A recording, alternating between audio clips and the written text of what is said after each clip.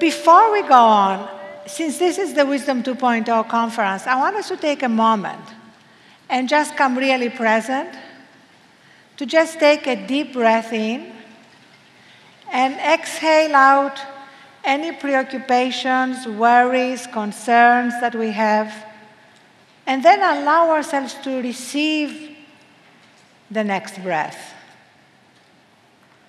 And exhale whatever we don't want so that we can become fully present here. And one more breath in. And one deep exhale out. And now we are all here. Thank you. So this is my favorite conference. And thank you, Soren. Thank you, Michelle. What an amazing gathering again. Last year, I was here, and I talked about the perfect storm that was gathering, how we were getting close to a critical mass that would shift the way we live our lives. And I'm now back to report that the critical mass has arrived. It has crystallized, it has exploded, whatever critical masses do. And bottom line, it is here. And we are here to prove that the critical mass is here, but I want to give you some more evidence over the last year. 2013 was the year when CEOs came out, not as being gay, but as being meditators.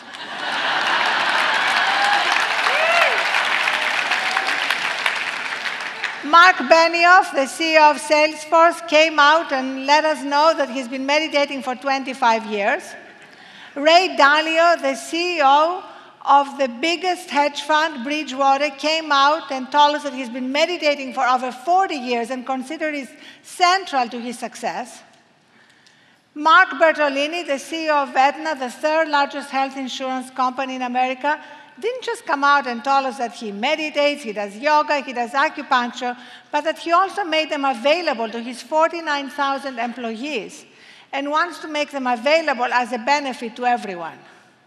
So something has happened. And it's not just CEOs, it's George Stephanopoulos and Jerry Seinfeld and Andrew Ross Sorkin, who is an anchor of Squawk Box on CNBC, which normally deals about the stock market, not exactly what you associate with meditation and mindfulness.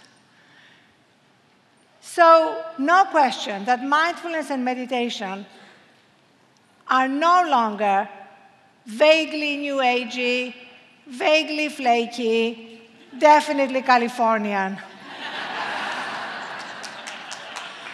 They are now mainstream. And that's just an amazing moment. And my question to myself and to all of us over the last year has been, so what can we do to accelerate the shift and the way it's implemented in our lives? And a couple of months after I spoke here, I gave a commencement speech at Smith. And as well as telling all the women graduates that the best thing they could do is sleep their way to the top, I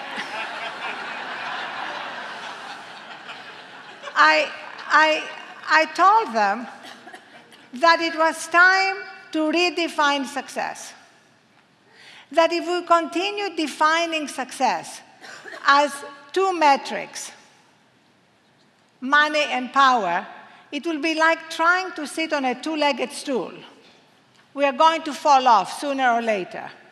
And we see all around us very successful, very wealthy people falling off the stool with heart attacks, with addiction, with depression.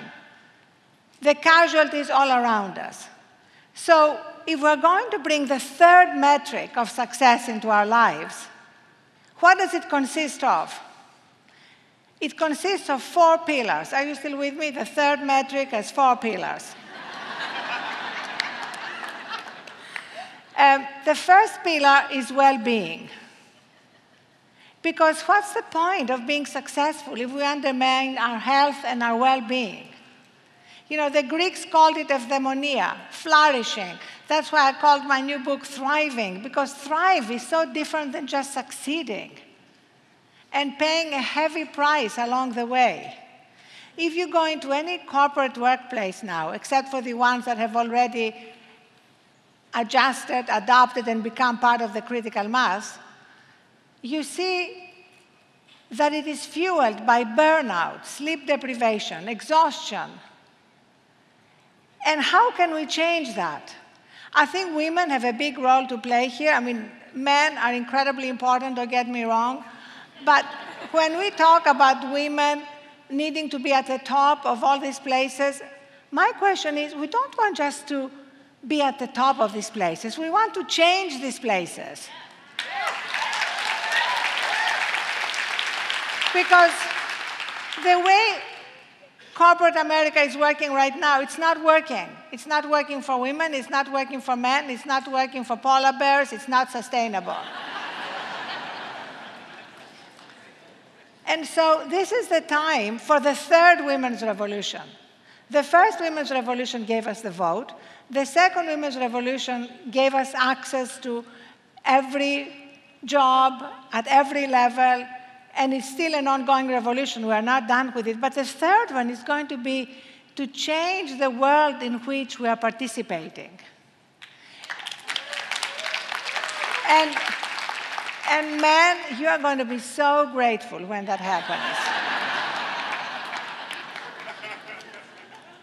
So, well-being. The second is wisdom. And of course, this is the mecca of wisdom. But right now, we realize that if we don't just tap into our wisdom, if we're just operating from our IQ and our intelligence, we are missing the most important part of our life and the ability to make the best decisions. And the third indispensable W is wonder.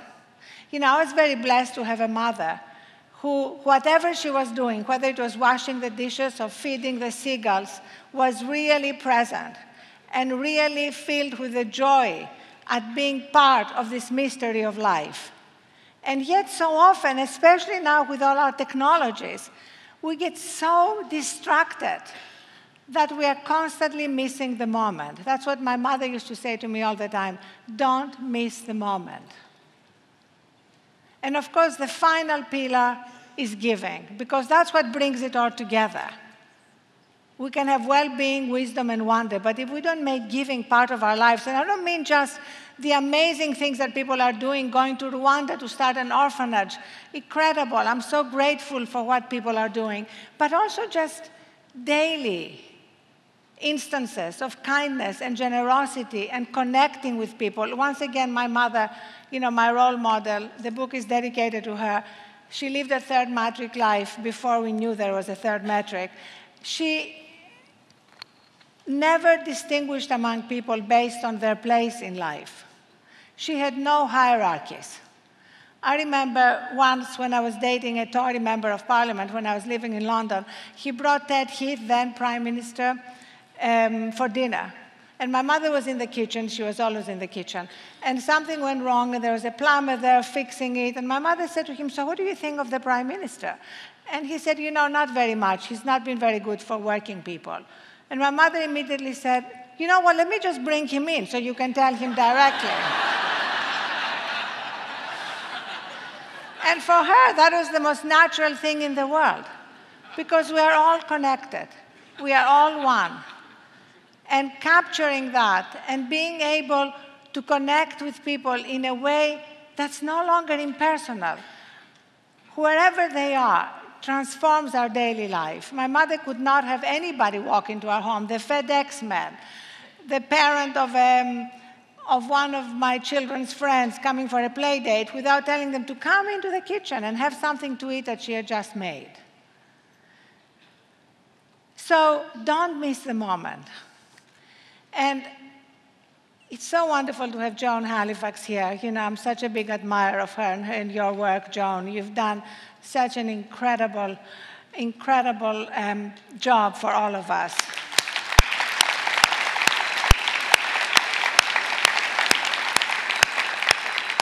And as Joan has been writing and teaching, you know, the moment is what we have. And when we integrate death into our lives, as the Onion headline put it, death halts at a steady rate of 100%. So when we integrate it into our lives, it transforms how we live. It transforms everything because it brings perspective into everything. And I'm Greek, you may have noticed from this accent. And, Socrates used to say, practice death daily. The Romans used to carve memento mori, remember death, on statues and trees, not because they were morbid, but because they felt that life didn't really make sense if we didn't remember that we're all going to die.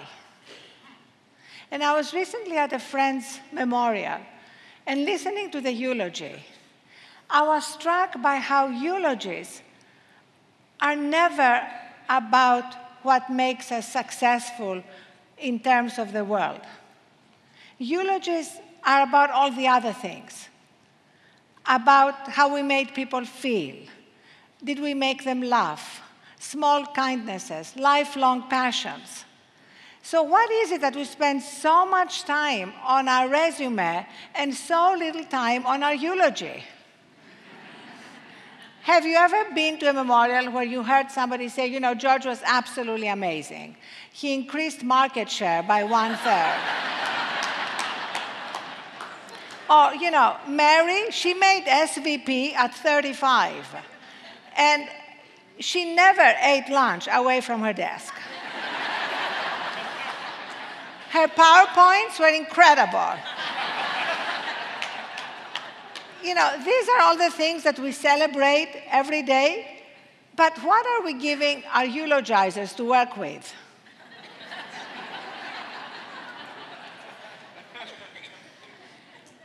So, as we look at this amazing moment that we're living through, I feel that we have somehow embraced wisdom, and this conference has been such a pioneer on this. And now it's the time to move beyond knowing what to do to actually doing it every day and implementing it. So I was telling Soren backstage, and he's considering it, that it's time perhaps to rename Wisdom 2.0 conferences and call them Wisdom 3.0. What do you think? So because, he said he had to redo the T-shirts, but I said, no problem. No problem, I said, because here's what's happening. Basically, all the people who've been coming here for the last 5 years can wear the old Wisdom 2.0 T-shirts showing that they're like pioneers in the movement, and the newbies are going to be wearing Wisdom 3.0 T-shirts. But the most important point is that Wisdom 3.0 is about applying everything that we now know. We now know, and we have the science to validate what philosophers and poets and spiritual teachers have been saying for centuries, that life is shaped from the inside out. That is like revolutionary. It changes everything if we really begin to apply it. And if life is shaped from the inside out, it means that we are able to move into that place inside ourselves that is a place of grace, gratitude, joy, compassion, and love. And this is the place in which we are filled with trust. One of my favorite lines of poetry is by Rumi. He wrote, "Live life as though everything is rigged in your favor." And I absolutely love that, because so often we go through life as though everything is rigged against us, feeling victimized.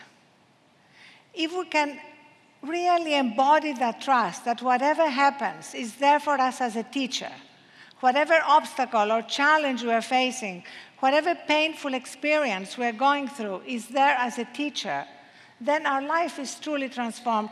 I went through a very difficult, one of the most difficult moments in my life a year and a half ago, when I got that call that every parent dreads. My daughter, a senior in college, was in the emergency room having done too much cocaine. There's nothing really, as any parent here in this room would acknowledge, more terrifying.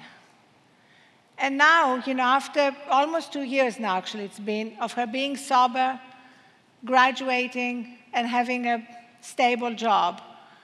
I feel I couldn't have gotten through it if I didn't trust that this was her own entry point into this journey.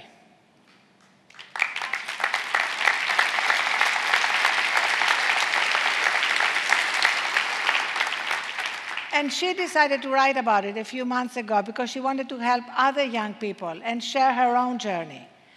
But very often, our entry points into this journey are points of breakdown, as John was saying last night at dinner.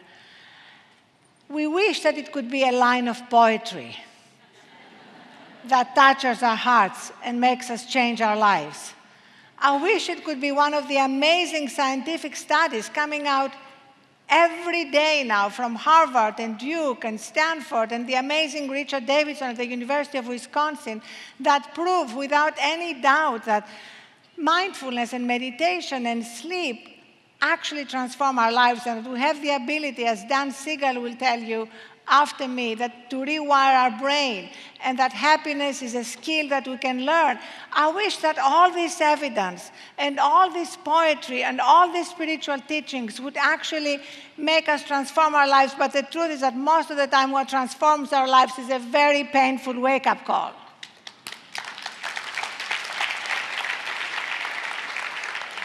In my case, it was actually lying in a pool of blood in my own office on April 6, 2007, when I collapsed from exhaustion. The Huffington Post was 2 years old. I had been working round the clock, both on the editorial, on raising investment money, having 2 daughters, one about to go to college, and I just collapsed. And on the way down, I hit my desk and I broke my cheekbone and got 4 stitches on my right eye.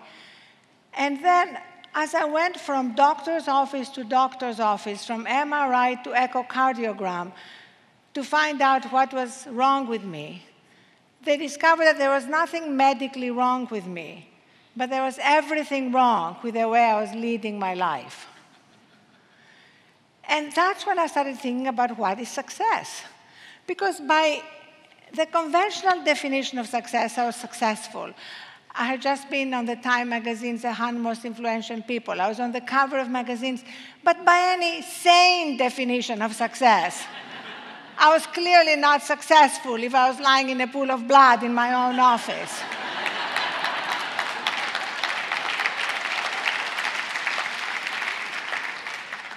So that was the beginning of my journey. And I wish I could talk to everybody in this room, but I'm sure you all have a story that has a moment, whether it's sickness, burnout, addiction, the loss of a loved one, the ending of a relationship, that made you really start on this path or accelerate your journey along this path. And so now, I really feel very strongly that whatever your entry point is, embrace it. And because the times demand it, you will have the wind on your back. And at the same time, it's really important to remember that the world will continue making insistent demands on you.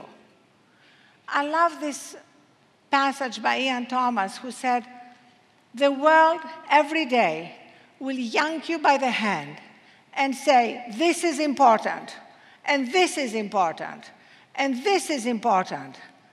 And you must worry about this, and worry about this, and worry about this." And you need to yank your hand back and put it on your heart and say, no, this is what's important.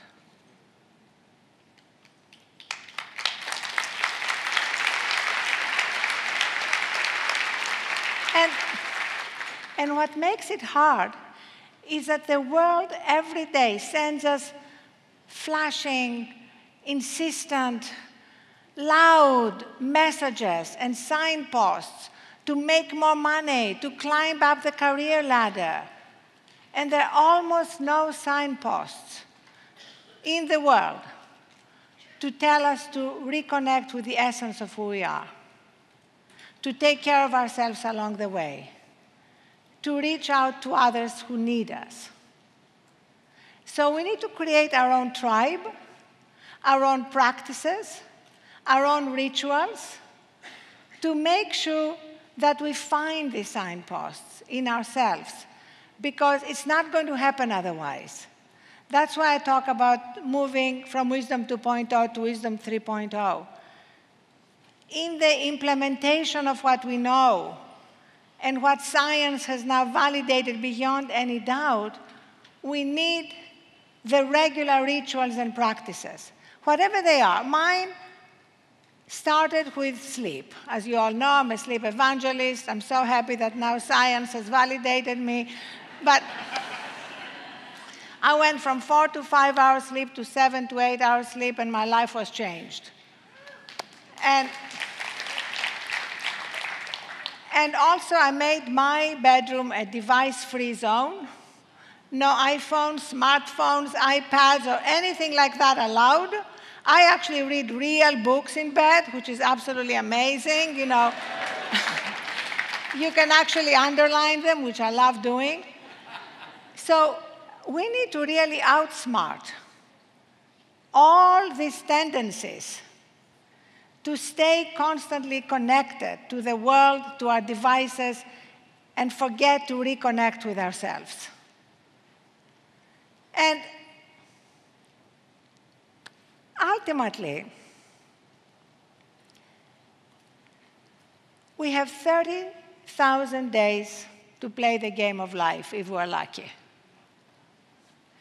How we play it is determined by what we value. If what we value is money, we are never going to feel truly abundant. If we value fame and recognition and power, we are never, ever, ever going to have enough. If we basically live our lives as fast as we can, trying to make sure we don't miss anything, we are going to live in a perpetual time famine, and we are going to miss everything.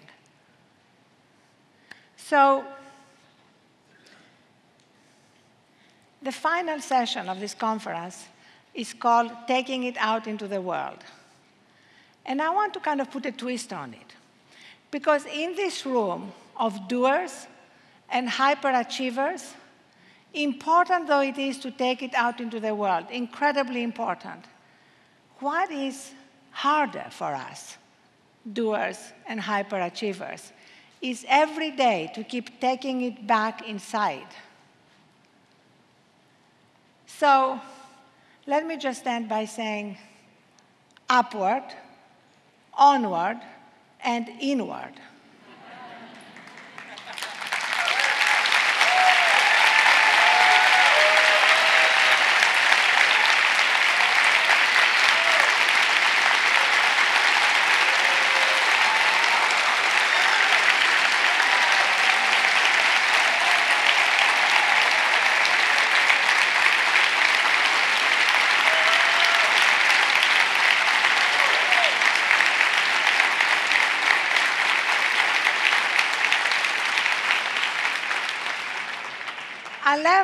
Thank you so much. I left just a few minutes for any questions.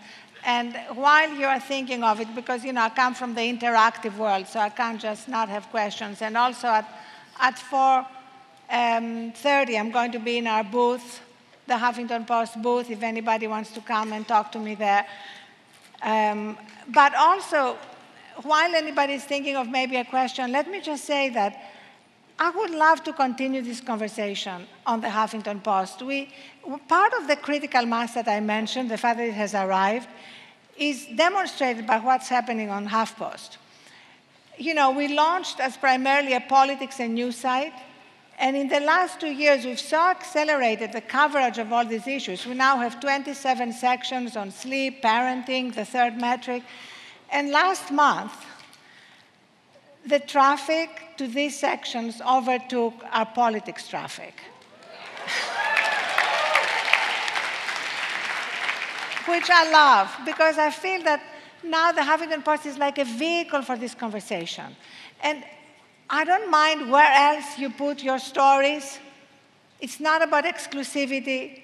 Please also put them on the Huffington Post. Rachel Stafford, I don't know if she's here, she wrote this amazing blog, The Day I Stopped Saying hurry up to my child. And she put it on her blog, and then she also put it on the Huffington Post, and it exploded.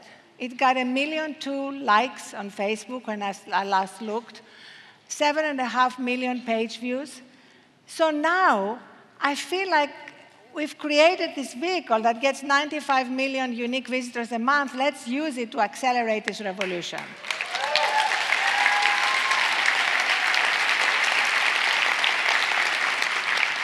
And to make it easier for you to bypass the growing Huffington Post bureaucracy, let me give you my email address so you can send it to me.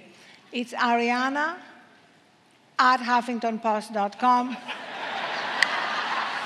When you found a company, you get a good email address. So, yes.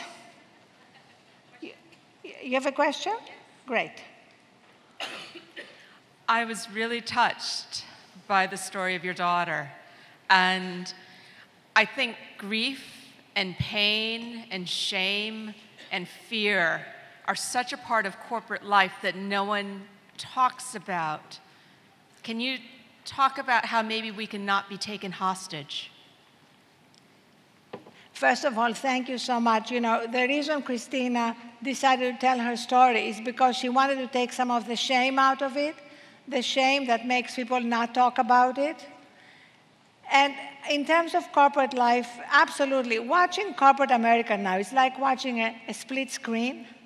You know, on the one hand, you have the pioneering companies, 35% now of large and middle-sized companies are bringing in some form of mindfulness, meditation for their employees. At the Huffington Post, we have nap rooms, weekly meditation, yoga, and breathing classes. And most important, we make sure everybody knows that once they finish their work, they're not expected to be on email. That is critical. Otherwise, people are never away from email. But most of the time, in the majority of cases, the workplace is still fueled by burnout and by this culture that is about war and defeating your enemy and killing it and crushing it. This is the language being used. And I think it's time for us to change the language. I'd love us to start using language that is more nurturing, more about building teams, and not just about short-term quarterly earnings, but about putting both people and the planet alongside profit in decision-making. And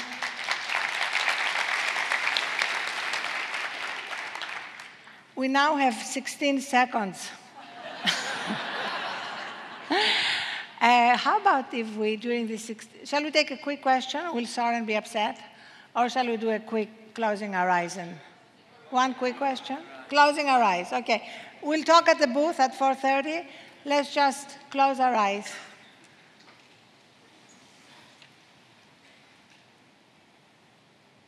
And give thanks for this opportunity to be together. And tap into our own gratitude for the blessings in our lives, despite all the challenges. Thank you so much. Thank you.